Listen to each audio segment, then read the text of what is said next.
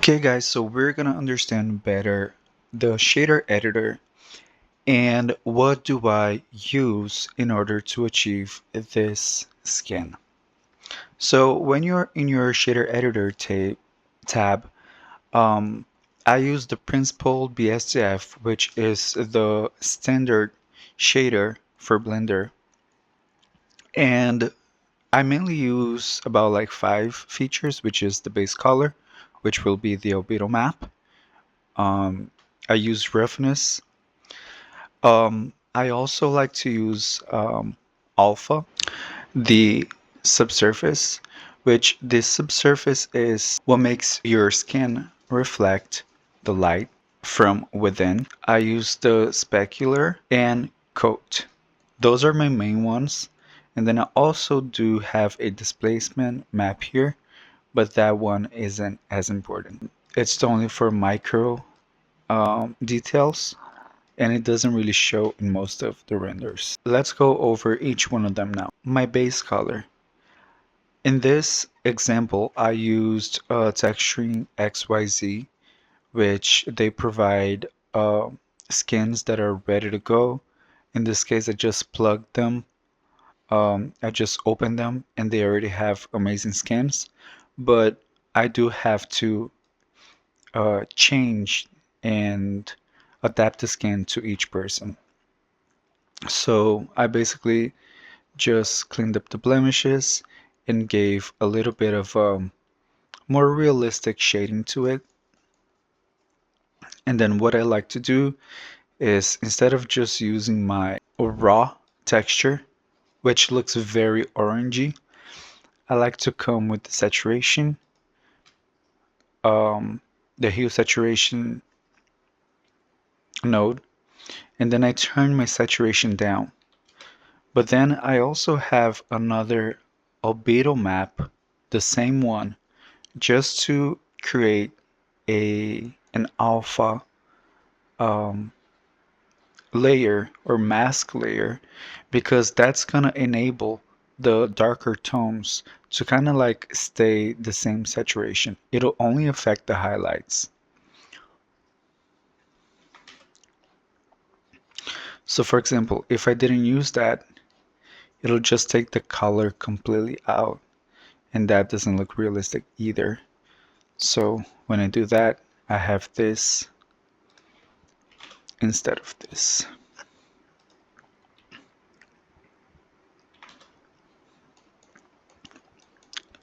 And then my roughness map,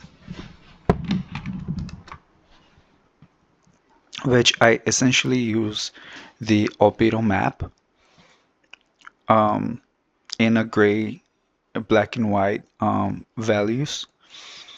And then I just go over the wetter areas of the face and make them a little darker, which in this case is mainly the nose.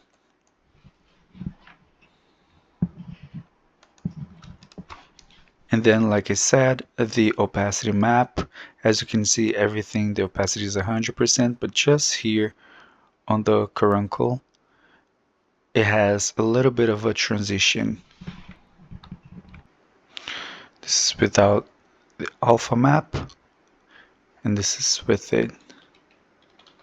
Let's make 25.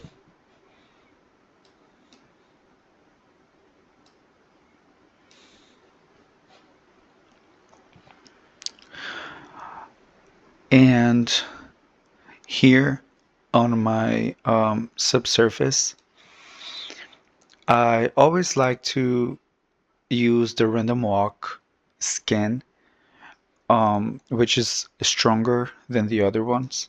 And then I always set my scale to 0.025. And the only things that really varies, the weight also always at 65.65. The only thing that varies from person to person is the color. That's how I do it. And then specular. So roughness map is the one map that tells you what areas are wetter and what areas are drier.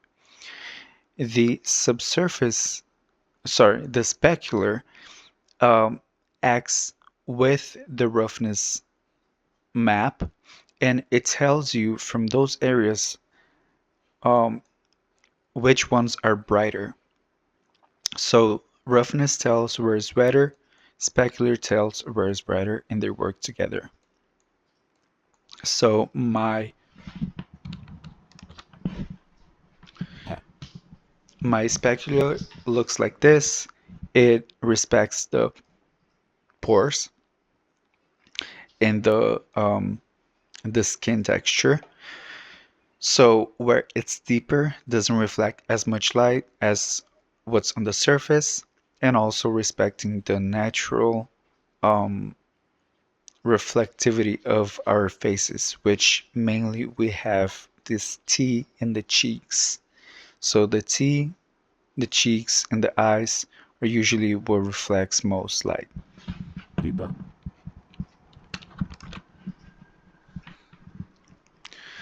That varies from skin to skin. So I would, if you're doing somebody's likeness, I would pay attention to what their skin looks like and what areas are wetter, what areas are drier, what areas are brighter, and so on and so forth. Once I'm done with the specular, I go into coat, which coat is basically um, both roughness and um, specularity. It's adding a second layer of roughness and specularity, which in this case I'm using for more of like a highlight kind of thing. And here on my coat, as you can see, this is the weight, coat weight. This socket, the weight socket, is like an opacity map telling where the coat is going to act. So it's kind of like the specularity works with roughness, the way works with the coat. It's telling which areas you're gonna see that brightness, that highlight. And here I put a very like dramatic contrast because I wanted to see, in this case, the coat just in very specific pores.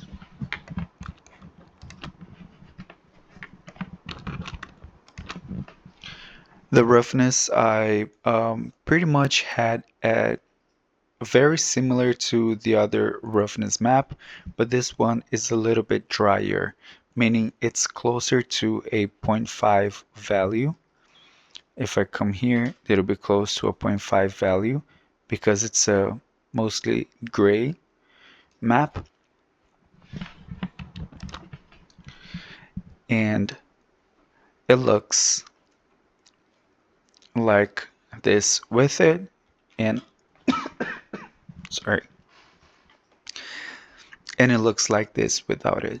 So when I have no coat, as you can see, my pores are not highlighting, but with the coat, you can see the pores coming to life. Those are the main things that I work on. So always fine tuning and finding the perfect balance. Actually, I think I would pump up my roughness a little bit with the index of reflection just to show the roughness map a little bit more.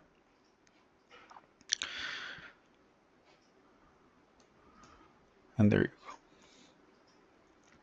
This is what my skin shader looks like. And then talking about displacement, it's not something that is totally necessary, um, but I still do it just for a little detail enhancement. But basically, I'm going to choose an area where you're going to see probably like here around the nose, between the nose and the eyes. As you can see, those skin details are gone once I do that.